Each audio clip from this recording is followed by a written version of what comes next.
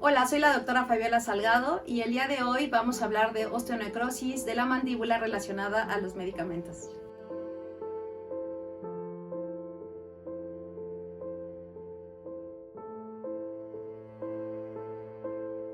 La osteonecrosis de la mandíbula relacionada con la medicación no es un padecimiento reciente. Se tienen datos desde 1899 de este tipo de padecimientos, ya que se hicieron publicaciones acerca de que era una enfermedad ocupacional que estaba relacionada con la extracción de los mineros del fosfato. Ahora, cabe hacer mención que antes era osteonecrosis relacionada a los bifosfonatos. Actualmente ya se cambió el término, actualmente se llama osteonecrosis de la mandíbula relacionada con la medicación. ¿Por qué? Porque se dieron cuenta que no solamente los bifosfonatos son los que causan osteonecrosis, sino también algunas otras familias, como cuál, obviamente como los bifosfonatos, pero también como el denosumab, que es un receptor activador del factor nuclear kappa beta ligando, también los factores de crecimiento endotelial vascular y los inhibidores de la tirosina sinasa. Estos últimos medicamentos muy utilizados actualmente para el tratamiento directamente de cáncer. Ahora, ¿cómo se hace el diagnóstico de la osteonecrosis mandibular relacionada a los medicamentos? Es muy importante que sepan que el diagnóstico se hace 100% clínico. No hay ningún estudio, ninguna tomografía, ningún estudio de gabinete que nos pueda dar el diagnóstico. ¿Cómo hacemos el diagnóstico? 3 parámetros. Número 1, el tratamiento, que el paciente deba o tenga un tratamiento actual o previo con agentes antirresortivos o antiangiogénicos. Nota, no solamente los bifosfonatos, que son los más conocidos. Número 2, que el hueso haya estado expuesto o que el hueso pueda ser explorado a través de una fístula intraoral o en algunos casos ya más graves. Esta fístula puede ser extraoral a través de la región maxilofacial y que haya persistido. Lo más importante es que esta exposición o esta necrosis ósea haya persistido por lo menos 8 semanas. Y el tercero es que el paciente no tenga ningún historial de radioterapia. Eso es lo más importante. Si el paciente tuvo antecedentes de radioterapia en la región de cabeza y cuello, puede tener el paciente una osteonecrosis, pero no va a ser directamente relacionada a los medicamentos, sino muy probablemente a la radioterapia. Ahora, ¿qué son los bifosfonatos? Los bifosfonatos son análogos de los pirofosfatos en los que el oxígeno va a ser reemplazado por el carbono. ¿Por qué? Debido a que estos, en caso de que no se reemplace este oxígeno por este carbono, son hidrosolubles. Entonces, no eran medicamentos estables. Se necesitaba que el medicamento fuera más estable.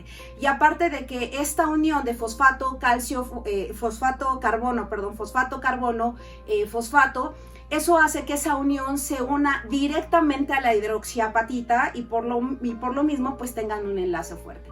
Aparte, el cambio de ese oxígeno por ese carbono hace que este compuesto molecular pueda añadirse cadenas laterales, como cuáles, en este caso, como las cadenas nitrogenadas. Como podemos o como recuerden, existen varias clasificaciones o generaciones de los bifosfonatos. Los primeros bifosfonatos no tenían en sus cadenas laterales nitrógeno, como cuáles, como el didronel o el skelit, que eran medicamentos que estaban enfocados más directamente hacia a las alteraciones del metabolismo óseo, no hacia el cáncer, sino metabolismo óseo, como las enfermedades de Payet. No tenían nitrógeno. En la segunda generación, que ya se modifica y se le agrega esta cadena nitrogenada, se hacen aproximadamente 1000 veces más potente para enfermedades metabólicas, como cuáles, la segunda generación, el primer medicamento de la segunda generación, que es el famoso Fosamax, que es el alendronato. A partir de que se les agrega esta cadena nitrogenada, es cuando se empieza a reportar toda esta serie de casos con respecto a la osteonecrosis relacionada a los medicamentos, en ese entonces a los bifosfonatos. Y así sucesivamente fueron saliendo más medicamentos, como hasta el último de los más actualizados, que es el famoso Someta, igual de la casa comercial Novartis, que es el zoledronato. Este medicamento, a diferencia del primero, que fue el etidronel, que no tenía nitrógeno, este Someta es 10,000 veces más potente que el primero. ¿Por qué? Por esa cadena nitrogenada.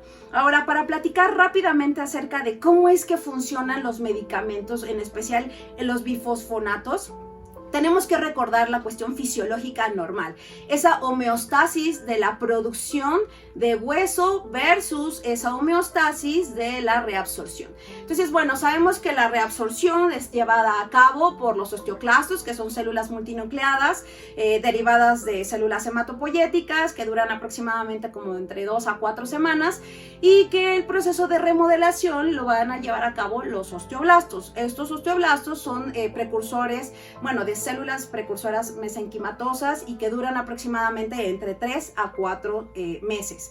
Entonces sabemos que debe de existir esa homeostasis entre la reabsorción y la aposición.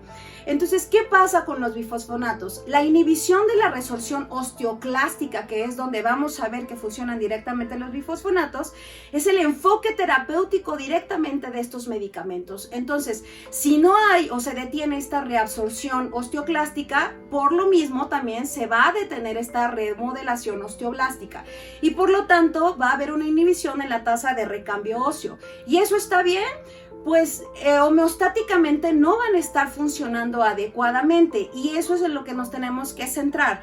¿Cómo funcionan los bifosfonatos? Los bifosfonatos funcionan a nivel del osteoclasto. ¿En qué forma? En diferentes formas. Puede ser en la inhibición de la formación, en el reclutamiento de los osteoclastos, en la inhibición de la activación de otros osteoclastos, en la inhibición de la activación de osteoclastos maduros, o simplemente en la reducción de la duración de la vida de los osteoclastos por inducción de la apoptosis. Entonces, los bifosfonatos funcionan a diferentes niveles, pero siempre funcionan directamente a nivel del osteoclasto.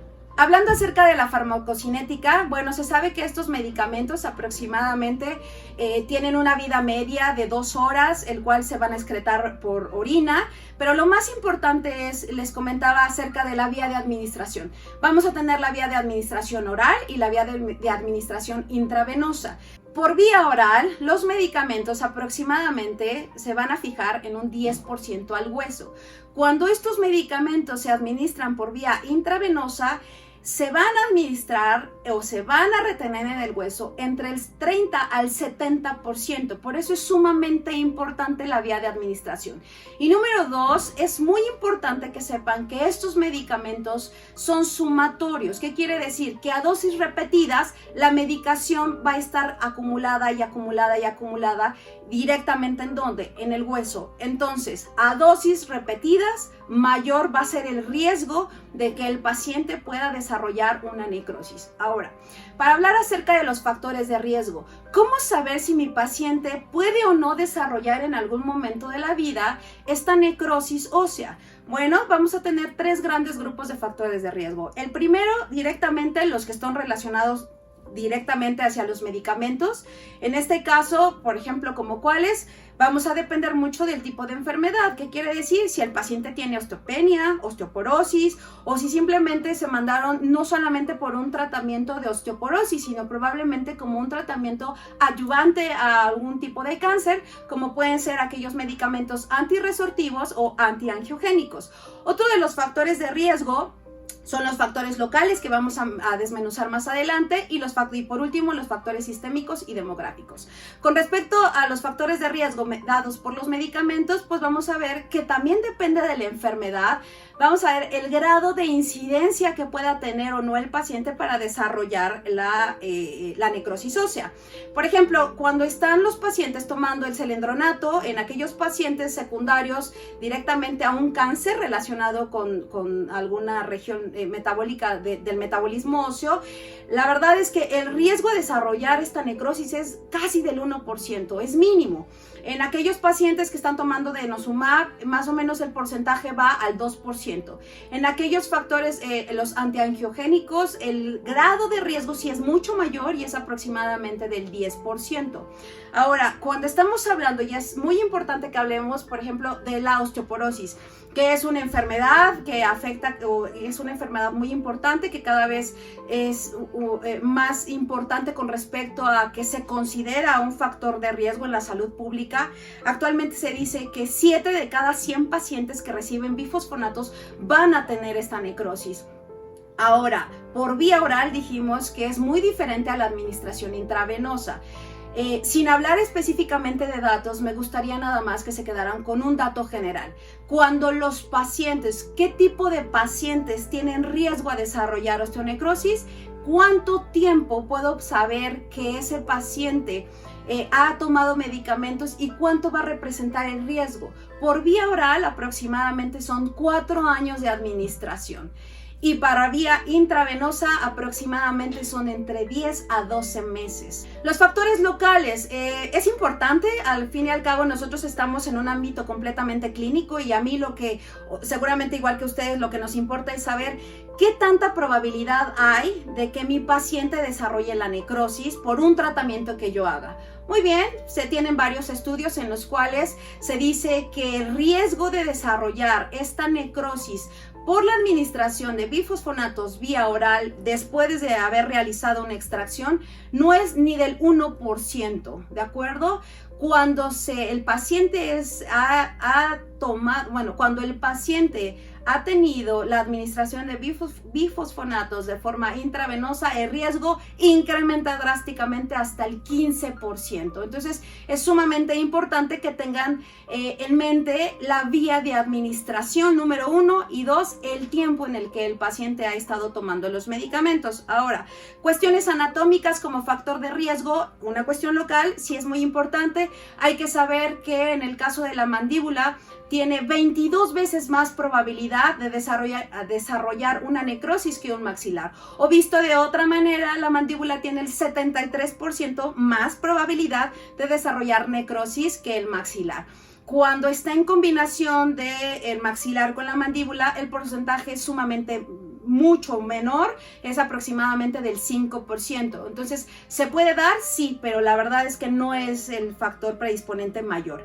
Y hay que tener muchísimo cuidado porque estos medicamentos, aparte de que se fijan directamente a la hidroxiapatita y que completamente actúan a nivel de los osteoclastos, ya hay varios estudios en los cuales mencionan que también tiene una afectación a nivel tisular.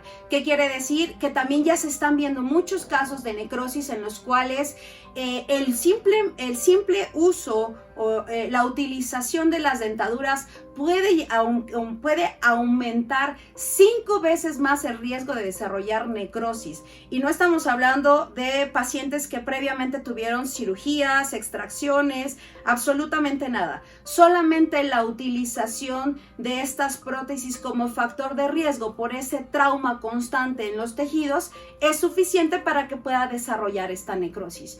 Ahora, también es importante hablar de otro factor local que es muy importante porque cada vez vemos que las enfermedades periodontales están más avanzadas y más generalizadas con respecto a la población. Entonces, las enfermedades periodontales o una enfermedad inflamatoria preexistente como la periodontitis puede predisponer al desarrollo. ¿Por qué?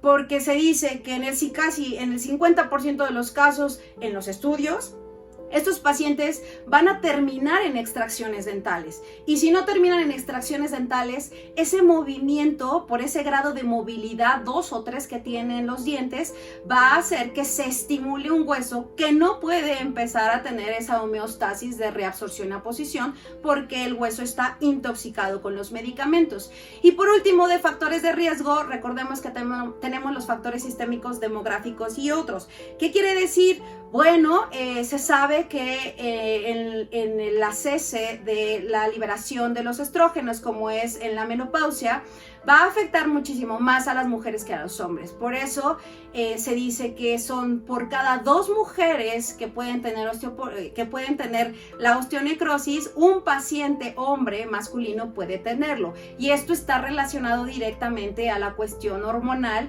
directamente proporcional a la enfermedad meramente como la osteoporosis. Se dice que este tipo de enfermedades como factores de riesgo demográficos van a estar o se presentan más en los pacientes mayores de 50 años, por lo mismo, por una cuestión hormonal, aunado también a aquellos pacientes que utilicen corticosteroides. También hay una asociación fuerte en aquellos pacientes, mujeres sobre todo, que estén anémicas, en los cuales tengan una hemoglobina menor a 10 gramos por decilitro. También está relacionado al tipo de cáncer. Y por último, importante, esto no es por género, esto es directamente, otro de los factores de riesgo es el tabaco. ¿Qué quiere decir? Que los pacientes que fuman tienen 3 veces más el riesgo de desarrollar una necrosis, independientemente de la edad, del género, de si tuvieron o no cáncer o etcétera. Ahora, con respecto a la clasificación, han existido varios tipos de clasificaciones. Inicialmente las clasificaciones eran por localización, luego eran por tamaño, luego si eran super mixtas. Actualmente la última clasificación ha sido muy... Este tipo de clasificación ha sido muy integradora. ¿Qué quiere decir? Que con esta nueva clasificación se agregó un estadio que es el estadio 0, antes del estadio 0, que es en riesgo. Actualmente la clasificación es en riesgo, etapa 0, etapa 1, etapa 2 y etapa 3. Y a su vez tiene mucho que ver porque eso nos da un tipo de guía acerca de cómo vamos a hacer el manejo de los pacientes. ¿Qué quiere decir? Número 1. Los pacientes en la nueva clasificación que están en riesgo son aquellos pacientes que simplemente están siendo tratados con este tipo de medicamentos, sin importar la vía de administración. Y eso es sumamente importante, porque en automático, cuando llega mi paciente a la clínica, aunque me reporte que ese paciente está bien controlado, el simple hecho de saber que ese paciente está siendo tratado con estos medicamentos, en automático es un paciente que debe de entrar en la clasificación en riesgo. La siguiente, etapa 0. Esta etapa 0 no hay una evidencia clínica de que haya un hueso necrótico, Aquí es una cuestión de diagnóstico un poco complicado porque la etapa habla de que hay hallazgos inespecíficos. Estos cambios inespecíficos pueden ser clínicos o radiográficos y probablemente no pueda llegar a tener unos síntomas bien definidos. Ahorita voy a hablar un poquito más acerca de estos hallazgos inespecíficos. La etapa 1, aquí es donde ya el paciente va a presentar esa exposición ósea. No estamos hablando de tamaño, solamente hay hueso necrótico expuesto. Puede o no tener una fístula, pero lo más importante en la etapa 1 es que los pacientes están completamente asintomáticos. ¿Por qué? Porque el hueso está expuesto. Diferencia de la etapa 2, en donde el paciente ya va a tener ese hueso expuesto, ese hueso necrótico, puede o no tener la fístula, pero lo más importante es que el paciente ya va a tener dolor, puede ya tener eritema por la cuestión de una infección agregada y puede o no tener drenaje purulento. A diferencia de la etapa 3, en la etapa 3 tenemos el hueso expuesto, necrótico, ya los pacientes tienen fístulas, ya tienen dolor, ya tienen infección. Este hueso expuesto, necrótico, puede extenderse más allá de esa región, puede abarcar otra región, puede ya abarcar zonas anatómicas más importantes, irse hacia la rama, hacia el seno maxilar, hacia la parte cigomal, hacia el hueso cigomático. Aquí lo importante es que subsecuente a esto pueden venir ya fracturas patológicas secundarias a la enfermedad y bueno, pues ya va a poner más en riesgo la cuestión de un tratamiento integral. Cuando les platicaba acerca de estos hallazgos inespecíficos que están en la etapa 0, es complicado llegar al diagnóstico. Yo lo sé, es muy difícil porque al ser inespecíficos no nos está dando algo patognomónico. ¿Qué quiere decir? Los pacientes van a presentar odontalgia, pero no directamente de una causa odontogénica. Los pacientes tienen dolor dental, pero no tienen caries. Los pacientes pueden llegar a tener un poco de dolor óseo y en la radiografía no se alcanza a ver ninguna alteración. Pueden tener dolor sinusal, que puede o no estar asociado a una inflamación directamente en el seno, y por último pueden tener alguna alteración neurosensorial que no es completamente específica. Pueden tener movilidad dental, pero ojo, esta movilidad dental no tiene que estar relacionada a una enfermedad periodontal o a una fractura. Pueden tener una fístula periapical o periodontal, pero que no esté asociada a una necrosis pulpar causada ya sea por caries, por trauma o por alguna restauración. En estos tipos de hallazgos radiográficos inespecíficos también vamos a tener un poco de engrosamiento o de oscurecimiento a nivel del ligamento periodontal. Puede haber ligeras zonas de esclerosis que van a afectar directamente al hueso alveolar. Puede haber pérdida o reabsorción ósea, pero repito, que no sea atribuida directamente a una enfermedad periodontal. Y o la otra es que podrían ustedes también encontrar algún cambio en el patrón trabecular. Platicando acerca del tratamiento, el tipo de tratamiento inicialmente para todo tipo de pacientes, independientemente del estadio en el que el paciente se presente, la clave y la base fundamental es la prevención.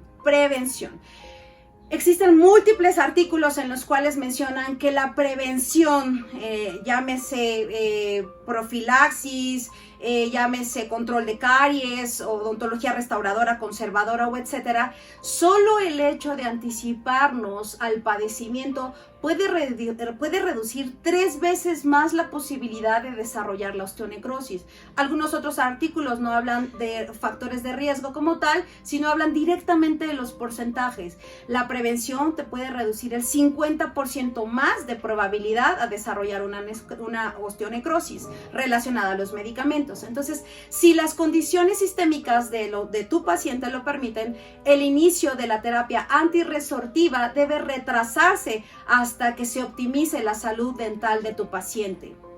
Ahora, sabemos que la cirugía dentoalveolar electiva no tendría por qué estar contraindicada, y esto cabe señalar que es muy importante, ya que muchas veces se cree que los pacientes que llegan actualmente para tratamiento odontológico y que nos reportan que son pacientes que toman bifosfonatos o que se les administran bifosfonatos, pareciera que son tratados, o más bien que no son tratados por el riesgo a desarrollar esta necrosis. Eso está mal porque existen múltiples artículos que nos mencionan que la posibilidad de la necrosis es mínima.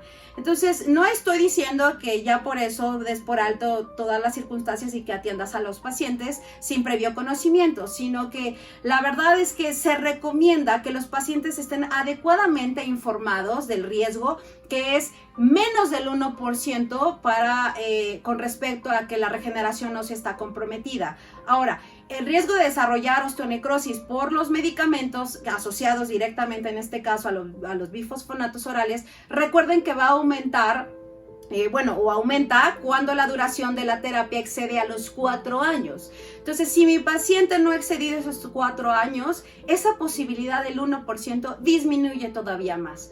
Entonces, hay que considerar la interrupción de los medicamentos orales durante un periodo aproximadamente de 2 meses antes y 3 meses después de haber realizado la cirugía. Llámese periodontal, endodóntica, cirugía bucal, colocación de implantes o etcétera, de forma electiva. Tratamientos van a estar enfocados directamente al control del dolor, a regresarle al paciente una calidad de vida. En el caso de que el paciente esté infectado, pues a controlar la infección tanto de los tejidos duros como los tejidos blandos. Existen diferentes tipos de guías acerca de los tratamientos para estos padecimientos. El tratamiento inicial o el tratamiento ideal, a diferencia de lo que mucha gente cree, que la clindamicina es un excelente antimicrobiano por ser de amplio espectro, no está tan indicado en este tipo de pacientes. El tratamiento indicado es la penicilina natural y directamente la clorexidina, ¿de acuerdo? ¿Por qué la clindamicina no utilizado de manera inicial?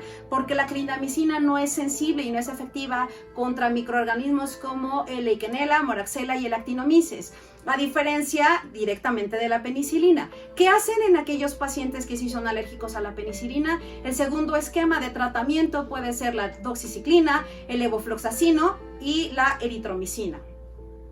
Repito, los tratamientos directos o el tratamiento directo para este tipo de padecimientos son directamente hacia áreas de hueso necrótico expuesto, a quitar estas áreas de hueso expuesto. O sea, llámese la secuestrectomía o la resección.